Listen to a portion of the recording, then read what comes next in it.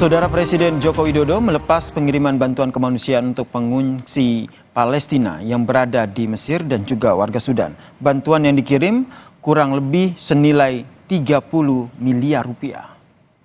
Presiden Joko Widodo melepas pengiriman bantuan dari Lanut Halim Perdana Kusuma, Jakarta pada Rabu pagi. Bantuan yang dikirim berupa obat-obatan, peralatan kesehatan, serta bantuan lain yang disesuaikan dengan kebutuhan para pengungsi. Presiden menyebut pengiriman bantuan ini merupakan komitmen pemerintah Indonesia dalam upaya menjaga perdamaian dunia.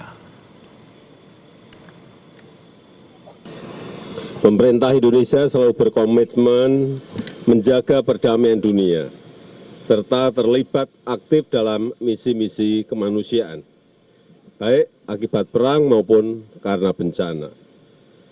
Dan kita turut prihatin atas peristiwa kemanusiaan yang terjadi di Gaza dan juga konflik internal yang terjadi di Sudan, yang menimbulkan banyak korban. Semoga bantuan ini dapat membantu meringankan saudara-saudara kita yang sedang tertimpa musibah di Gaza dan di Sudan.